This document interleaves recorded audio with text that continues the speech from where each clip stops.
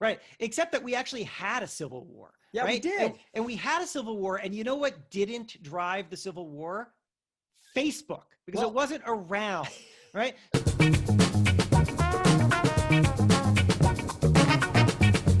All right. Hey, Nick, are you ready to talk about what good looks like in this digital world?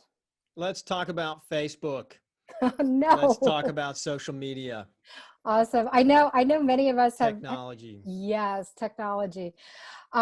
Because I know you and so many people have recently seen the documentary, The Social Dilemma.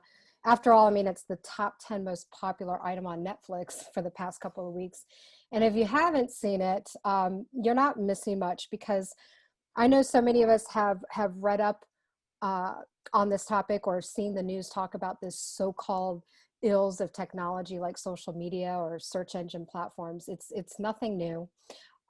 However, this topic is definitely an eye-opener, and I believe this is something we should all be engaged with by having some open, honest conversations on how to overcome some of these challenges and barriers. So before introducing our special guest, let's start with you, Nick, and what you found on social media. It looks like you took to social media to see and hear from random people on their thoughts on this so-called social dilemma we're in. So share with us what you found. Well, looking on social media, trying to see what people think about the social dilemma, so-called, as the feature documentary on Netflix has described it. People left comments like, must be a mandatory reading. This scared the crap out of me. To, meh, not too much new information. We've known it for a long time. To, they need to tax the shareholders of tech companies. To, we definitely need a law. And here we have a little opposition to that. So it looks like all over the spectrum, people's responses about what we should do. Social media raised a lot of good questions, but didn't give a lot of people some answers. Creating social information bubbles is a huge problem and not something government regulation can or should fix. Okay, regulation is needed immediately. Not necessarily a fan of regulation for certain things, and definitely not a fan of over-regulation, but this is a no-brainer. Scared to think what the future holds if this industry continues to operate carte blanche. Well, people want to feel like they're in control of their lives. It's just a fact. But in order to do that, you have to be making your own choices. You have to be having your own ideas. And now that social media and AI have got all these algorithms, people feel like they're not. They feel like social media and technology is manipulating them and is making choices and even thinking for them, right? And so they're having a lot of problems. And right now, where we're at is people are crying out for government to do something. They want a prohibition. And it's the same old bad idea that we've had before. It hasn't worked with substance abuse. So that's kind of where we're at. Yeah, and that's why for this episode of Be the Solution, we've looked across various industries and surveyed people across the spectrum. And like you did some research online and what people were commenting on. And we were looking for the best guests to have this discussion with, to give you bottom-up solutions that anyone can do. So let me tell you a little bit about our guest. He is the editor-in-chief of Entrepreneur Magazine and the host of 3 podcasts. My favorite is called The Pessimist Archive, where he inspires listeners to be more optimistic about the future. And some of his recent podcasts are on the topic of finding common ground, individualism, and technophobia. And previously he was an editor of Fast Company, Men's Health, and Maxim magazine. And what I found most interesting was his headline in his bio, which describes him as a guy who gets you excited for the future. So without further ado, let me introduce you to Jason Pfeiffer. Let's bring him on screen. Did I say Pfeiffer right? You did. Okay, You did. You cool. got it. Just like Michelle. Good. All right. So welcome, Jason. Hey, thanks for having me. Awesome. So Jason, since your bio says you are a guy who gets excited for the future, how can you get us excited after hearing and seeing what Nick just shared with us? Right, sure, of course. I mean, that documentary definitely very, very scary. If it was made in the mid 1800s, it would have been about something called neurasthenia, which was a medical condition believed to exist at the time, caused by life moving too fast. It attacked your nerves, it attacked your brain. It was a sense that you had lost control of your life, that forces around you driven by technology were pushing you in ways that were unnatural, that were overpowering your own humanness. Exactly, basically what you saw in The Social Dilemma, except in the 1800s with a different name. This is what happens over and over and over again. And so here's my answer to how you can feel more excited about the future. It's a little bit of a perspective shift, and here it is. You come from the future. You, me, everyone who's listening to this, you come from the future. And here's what I mean by that. Everything that you do, everything that you are, all of your thoughts, all of your interests, the way that you dress, the music you listen to, the technology that you use, all of that was new and scary to a previous generation. Literally everything that you like and do. Teddy bears. Did you grow up with a teddy bear? There was a national crisis about teddy bears in 1907. Radio, recorded music. We can go through them all. Bicycles. Tristan Harris in The Social Dilemma, perhaps you remember the moment where he looks directly at the camera and says that nobody ever said that bicycles were bad.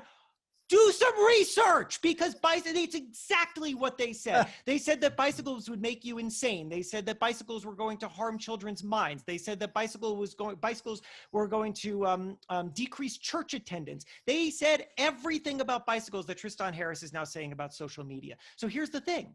You come from the future. You are a product of change. Everything that you know, everything that you are, everything that you do, that is all the product of something that other people before you feared. But do you look at yourself and say, I am a terrible thing, I shouldn't have happened? No, of course you don't think that. You think that you're fine.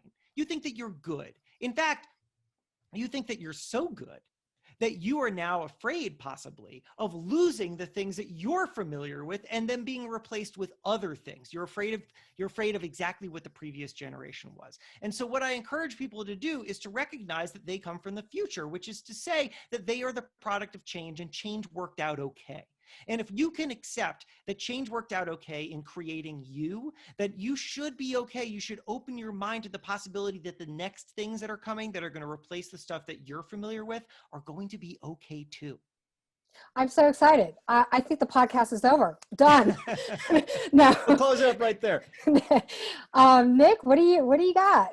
No, so when I was looking at all the comments down below about this documentary, people were talking about basically we're addicted to our phones. There's an addiction. It's like almost a substance abuse issue, right? And I feel like that is kind of a legitimate concern, don't you? Like, what do you think is the problem here? Isn't it a little bit that we're also being addicted, and also like the polarization issue? Isn't social media got these algorithms that create this confirmation bias that can ultimately, people seems like are afraid are going to create or exacerbate a civil war? Yeah, right. I know, a civil war. Right. Except that we actually had a civil war. Yeah, right? we did. And we had a civil war. And you know what didn't drive the civil war? Facebook, because it wasn't around.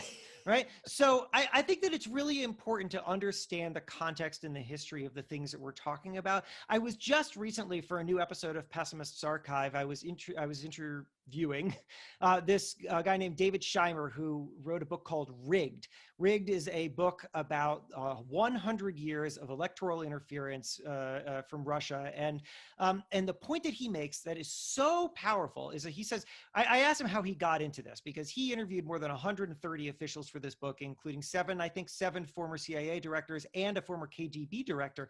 And the reason was because he was very concerned that after 2016, people kept talking about what happened as unprecedented. It was a word that just kept being used over and over and over again. This is an unprecedented attack on American democracy, unprecedented. And of course, it isn't unprecedented. It's been going on from Russia for 100 years, and you can actually go back to 1796, which was the first actual party election in America, and was also the first one in which a foreign power, in this case France, tried to interfere with it.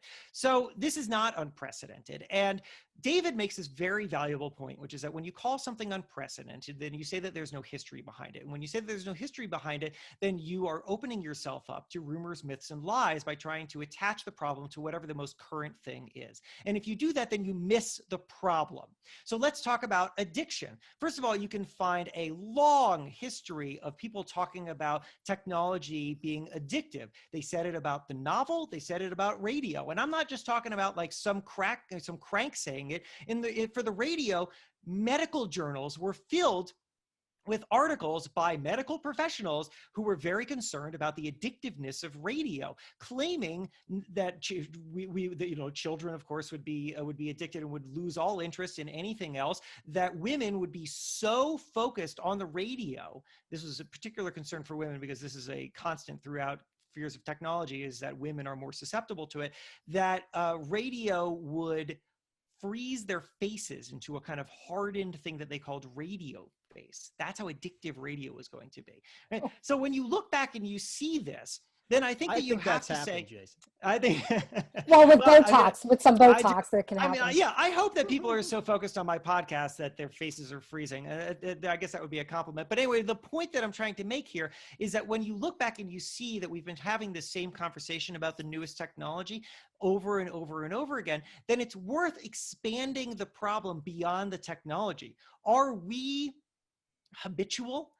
We are habitual. As people, we like things that provide us pleasure, and we want to return to them over and over and over again. And we've done this. We grew up, I mean, listen, I'm going to take a guess of all of our ages. We grew up before the modern internet as we know it, before social media. So there was, I was addicted, I suppose, to television. I was addicted to BBSs, which certainly didn't run BBS's bulletin board systems, the kind of proto-internet, which boy, my parents were not happy about the amount of money that I was spending on BBSs. They cut me off. But you know what those BBSs weren't running on? They weren't running on the algorithms that the Social Dilemma is claiming is the thing that's taking over my life. We are, yes, kind of addictive in our personalities, but let's also make a distinction between overuse and addiction, because those are two separate things. Addiction is a very specific thing. If you walk in and talk to people at a substance abuse clinic, and you talk about addiction, you're not talking about people who are just kind of habitually checking their email. There's a difference between overuse and addiction. We're actually doing a disservice to understanding addiction by trying to compare the two. That is so what I'm hearing is that addiction is a thing on its own. It's not specific to social media or to technology. Addiction is part of our nature, that we can be habitual. We can overdo things. They can go too far. We can overuse things. Right. Yeah. And so, okay. So take what's being presented right now. Like, what is the solution that they presented in the documentary to the problem of technology running our lives? Well, what are they talking about? Yeah, I mean, the funny thing with the documentary is that it doesn't really offer much in the way of solutions. It's very focused on getting you to be afraid. Yeah. And I think that for a lot of these people, they feel like the solution is just to get people afraid. They hinted at it. Yeah, and I saw even from the documentary, I mean, you saw Tristan Harris testifying in front of Congress, and then from some of the comments that Nick had shared, people are like, we need regulation. So they want to tax it. They want to tax it. They want exactly prohibition. So what are some, what are the intended or unintended consequences? I can't even speak today. Unintended consequences of a new prohibition. Yeah, it's my Is that going to work then? If this is beyond just social media, do you think that's going to work? No, absolutely not. And listen, I mean, I want to be upfront that policy is certainly not my area of expertise. I'm a journalist, and my interest is in how change happens. And so that's what I spend a lot of my time researching. But what I do see over and over again. Yeah, right. That's true. No, certainly no politician seems to be an expert in anything. Certainly not technology. And so what I am seeing through researching the past and how different technologies have been attacked either culturally or legislatively is that they can ultimately impact in some way the way that people use something, but you're not going to get down to the core of a problem, because sometimes the problem is just very basic human nature, which is that we tend to overuse things, but also because we're often targeting the wrong thing. So this is something there's a woman whose name is Amy Orban. She's at the University of Cambridge, and she studies reactions to technology, and recently published a paper that I really loved called The Sisyphean Cycle of Tech Outrage, or Tech Panic. I think The Sisyphean Cycle of Tech Panic. And in short, and I hope I don't screw it up because it's a nice and detailed report, but it's a Greek mythology reference. What's that? Sisyphus? Oh, Greek mythology reference. Right, absolutely. The thing that it's referencing, mountain. the thing that it's referencing is that we go through this same exact cycle over and over again with the newest technology. So you'll push the boulder all the way up the hill on radio, and then it'll roll all the way back down, and then we'll all forget that we ever had that conversation, and then we'll have the exact same conversation about social media, and on and on and on and on we go.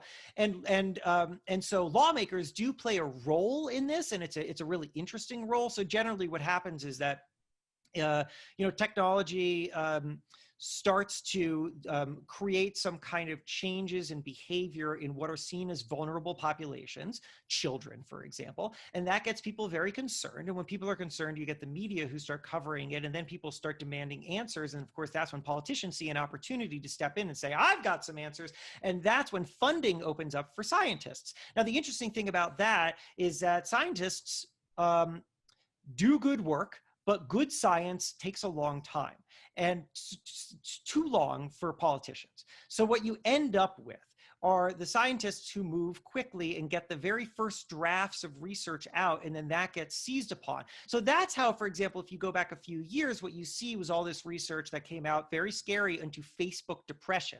This was early research into how social media is impacting children. We saw that there was more Facebook use among depressed children. Now, the original research found that there was a causation, that the more time that people spent on Facebook, the more that they became depressed. Facebook depression, very concerned. Go and Google it. You'll find all sorts of news reports about it. But that was the first draft of science.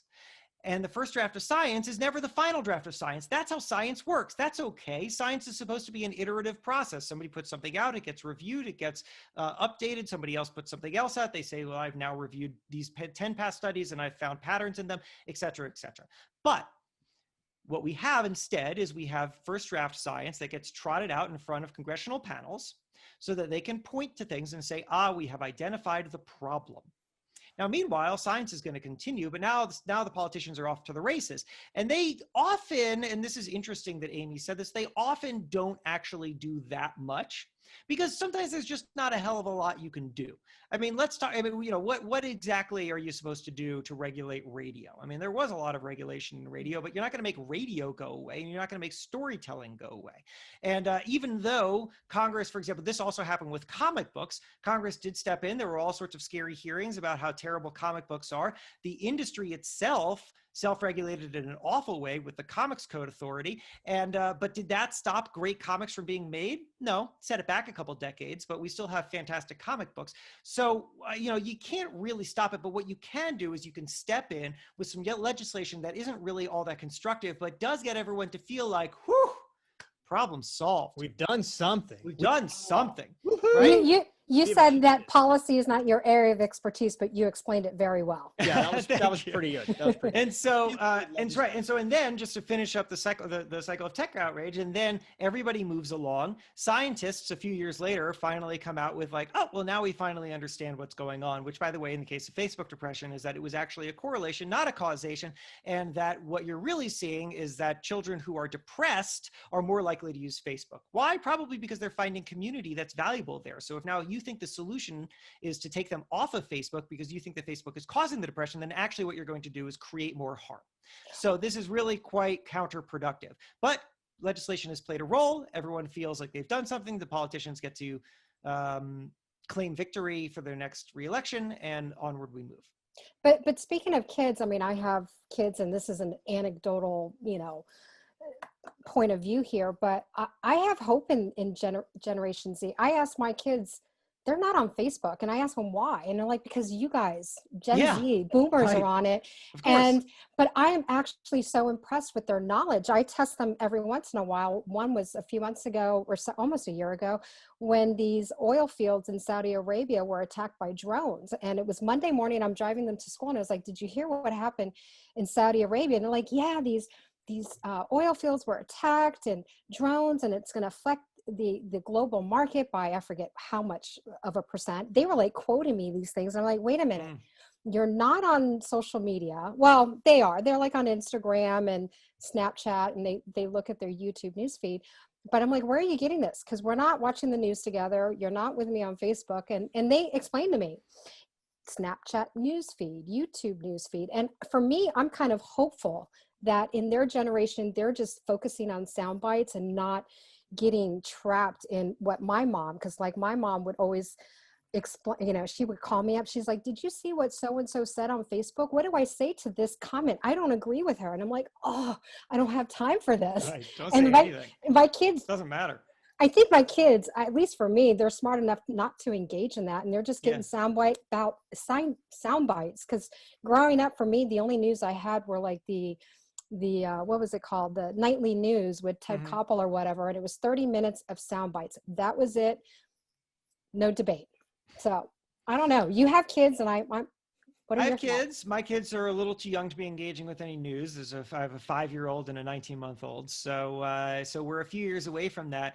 But what I can tell you, because I did some research into this, is that you can track back to at least ancient Rome, finding every generation saying that the new generation is lost and stupid and dumb and narcissistic and et cetera, right? So it should be no surprise that we feel like the next generation is so susceptible to these terrible influences, this dark magic of social media, because we never think that the next generation is actually good for anything. But I mean, just think about it logically, first of all, right? If every generation was actually worse than the previous generation, then we would all be just like rolling around in mud right now, because we wouldn't have built the modern world. We would have gone down instead of up, but we don't. Of course, over and over again, what happens is that the new generation builds upon the tools and the insights of the past generation and then takes them in ways that we couldn't have even foreseen. And some of that stuff is scary. And some of that stuff, if we get old enough, we just simply don't understand it. But just because we don't understand it doesn't mean that it's bad. And so my encouragement is to say, you know what? Why don't you trust the next generation, just as the generation before you ultimately had to trust you? Because the people who were older than you thought that you were full of crap too, and they thought you were a bunch of idiots. And you know what? I think that you proved them wrong. Now, does that mean that every single person of every generation is going to be a superstar? No, but no generation has been 100% superstars. So you can't point to a bunch of lazy people sitting on couches and say like, oh, well, that's Gen Z or that's the millennials. That's just not how it works. But you can go literally all the way back again to ancient Rome. You can find it in the plays of the ancient Romans where they complain about, you know, kids these days. Yeah. Okay, so let's put this to bed. So yeah, top down sucks. You got government, you can't obviously control this problem, and you're not even sure it is a problem at all, right? Well, what is the answer? What can people do about the part of this, the overuse situation where people feel that we're using it too much and it's distracting us from our day, or maybe even worse, they're feeling addicted, or they can't get their kids to sit down at dinner. Right. So listen, the one thing that the social dilemma gets right, I think, is in suggesting that, you know, if you can't avoid the temptation of checking your phone all the time, then maybe put it away, right? Or maybe turn off the notifications. That's fine. That's all fine stuff, because we all have to be managing our time. And I think that we will all find that there are just certain things that we like to do over and over again that end up being kind of counterproductive. And we should be having reasonable conversations about that stuff. And I also think that the people who create these things should be a part of those reasonable conversations without question. You know, if somebody creates something and then it becomes subject to abuse, then I think that that person should look at it and say, oh no, well, let me figure that problem out. Because if you build a business is going to be constantly full of problems, and it's your job to figure out those problems. So I don't think that there's anything wrong with starting a conversation about this, though I do think there's a lot wrong with making people feel like they're completely out of control and giving a kind of learned helplessness where you're saying, you are overpowered by this technology as if it came from Mars. We built it. Human beings built this stuff. It's not like it's some crazy dark magic. And also, we have been shown over and over again throughout history that technology doesn't actually overpower us. So what do I think that we should be doing? I mean, I think that, yes, I think that when lawmakers step in, they often will amplify the most extreme visions of something in a way in which they don't really understand. They'll also grab the Frederick Worthams of the world and put them on trial, or put them in front of a congressional panel. Frederick Wortham, of course, was the guy who wrote the book about how comic books were destroying children. And you know, his work has been severely disproven to the point where he was actually creating children that he just made up and put in his book. So now, you know, Frederick Wortham in one generation and Tristan Harris in the next. And people like this are very, very happy to be trotted out in front of friendly lawmakers and given a open forum to try to convince the world that something's wrong. But here's my optimistic take on all this, is that despite the nonsense and despite the, you know, the fear mongering, and despite whatever, you know, whatever concerns people are going to be having over the social dilemma before they all forget about it, because let's be honest, this is a moment in time and everyone's going to forget about the social dilemma in a couple months. I think that what you see when you look at the arc of progress is that we keep moving forward despite this. You know, Amy Orban's The Sisyphean Cycle of Tech Panic shows you that we do it over and over and over again. But again, we haven't hit pause. You know, we're not all sitting here communicating on a telegraph because that was the last thing that anybody ever built. People keep building and we keep evolving. And yes, there are worthwhile problems to be discussed, and they should be discussed reasonably. And we should be always looking, you know, in a way, both as individuals and, you know, sharing information with others, and say, you know, maybe spending all this time doing this is taking away time from that, and I should be more mindful of that. And, you know, Mark Zuckerberg and co should be looking at the products they make and saying, oh, well, people are, you know, using it in a way that I didn't intend, and I think that we should be mindful of that. And these are all conversations that we should be having, but I think that there's a way to have it in a way that's so counterproductive that all you do is focus on fear, and that's what that movie is, and that's why I think that nobody should pay attention to it. And victimhood. Yeah, yes. I love that. Yeah. It's like there are victims and then there's victimhood, you know, Right. and this whole government should come in and save me from having the discipline to turn off my phone or have some serious conversations about how I want to spend my time is like, what did you say, Angelette? I said it's, people don't realize what they're asking for is trading one master for another master. It's like, oh, I'm dependent on my phone, but I'm just going to shift that dependency to the institution of government rather than take on that personal responsibility myself. I love your perspective. I hope that anybody who's listening to this today can seriously dispel this myth that you are victims of your situation, and that AI and the corporate surveillance companies are just puppeteers and you're just on a bunch of strings, you know, in this causal relationship where you're the effect. You know, and see Exactly. your place in a news story that Jason is presenting to you right now, where you have all the power in your hands. And in fact, we always have. And this isn't the first time that we've done it. This is the second or third, or maybe even the 50th rodeo. And each time society keeps getting better and better and better and better. Right. And just reframe it in your head. I know the social dilemma talked about addiction, but you're not addicted, but you might be overusing it, and that's fine. I probably overuse Instagram. I could probably do with a little less Instagram, but once you just make that mind shift and you say, oh, this is just overuse. I have control over overuse. I can just control my time better. I can think about different ways to do it. That's a fine and reasonable conversation to have, but don't fall into learned helplessness where you're just being taught that you are so overpowered by this black magic that there's nothing that you can do. There are plenty of things that you can do, because all we're doing right now is having the same damn conversation that we've been having for hundreds of years. So what a game changer. Yeah. So in closing, I have one last question for you. Sure. What is the gift in these internet platforms? What is the gift? What are the positives? Well, so it's funny. I was talking to a guy named Justin. Oh, I hope I don't get his name wrong. I think it was Peters. He's a philosophy professor at the University of Paris. And one of his areas of study is the early attempts at mass communication, right? I mean, just think about it. There was a time, most of human history, where the idea of being able to send a message that wasn't physically moved from one geography to a next was impossible. You just simply couldn't do it. And You then didn't have enough carrier pigeons. you didn't have enough carrier pigeons. You didn't have a horse, right? I mean, what inspired what inspired Samuel Morse to invent the telegraph was that he was in Washington, D.C. for some work, and I think he lived in Connecticut, and his wife fell ill, and they had to send a message by horse to get to him. And by the time he got it and then got back home, his wife had died. And, and it's like, so he was like, can we send information faster than this? So what we're seeing right now is the product of hundreds to thousands of years of human effort to create something where we can communicate. And listen, communication is messy because people are messy. And if you get 10 people into a room, they're all not going to agree, and maybe they'll start screaming at each other. And if you get billions of people onto social media, they may all start screaming at each other too. But that doesn't mean that the platforms are broken. That means that we're humans. And so what is the good that has come out of all this? I think it's that we're able to communicate, we're able to share, we're able to collaborate, we're able to build. We have completely conquered geographic distance. It's an unbelievable thing. Does it come with some downsides?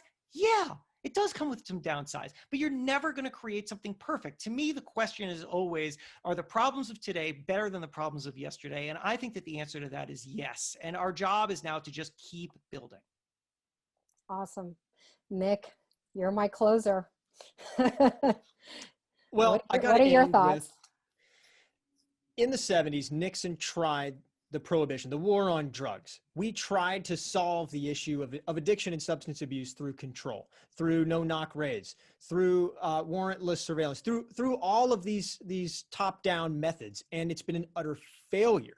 Addiction or opioid overdoses over the last decade have skyrocketed from 35,000 to 70,000 a year. This is huge. And so I don't know why we ever thought for a second that a new prohibition would be able to solve an issue, even if there was an overuse or substance abuse problem.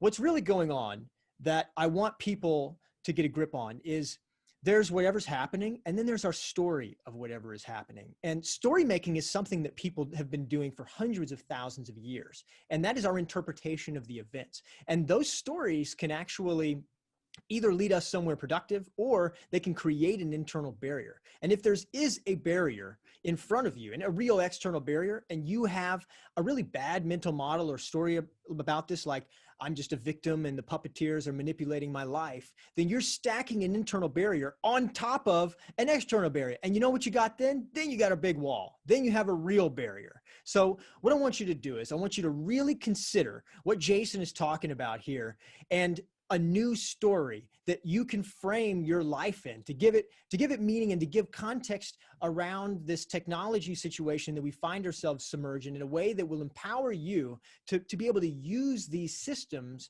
to enhance your humanity and your life rather than detract from it. The mythologist Joseph Campbell spoke about the Star Wars myth as just that, to not become the Darth Vader who gives himself over to the system and becomes a system man, but to resist the dark side, or the dark side of technology possibly, or maybe even literally, and to find a way to use it in service of humanity. And so I leave you with that. There will always be a dark side, but the power is in your hands. The choice is yours. The force is within you. The force is with with you. That's great. Awesome, Jason. I want to thank you so much for joining us today and bringing us some amazing insights. And amazing energy. Yes. Oh, thank you. I appreciate it. Well, hey guys, and optimism.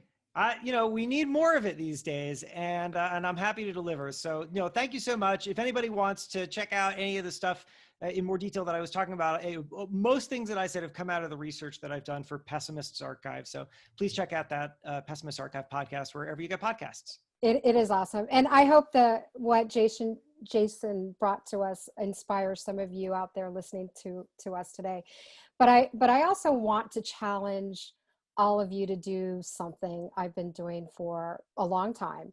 But I'll make it easy for you guys. And I challenge you all to make 3 new friends on social media with people who have the opposite opinion of you, and challenge your friends by using the hashtag be the solution, or better yet, perhaps refriend a friend you've unfriended because of who they voted for, or because their stance on gun laws or abortion, socialism, capitalism, whatever it is. Social media has forced so many people into bubbles of like-minded individuals. So when someone states an opinion, it can come across as a shock to some people, or they immediately, tune them out or lash out on them. So let's beat these algorithms and AI technology and stop criticizing by creating new friendships, and by creating solutions from the bottom up, because I know we all can be the solution. See you guys soon. Mic drop. Boom.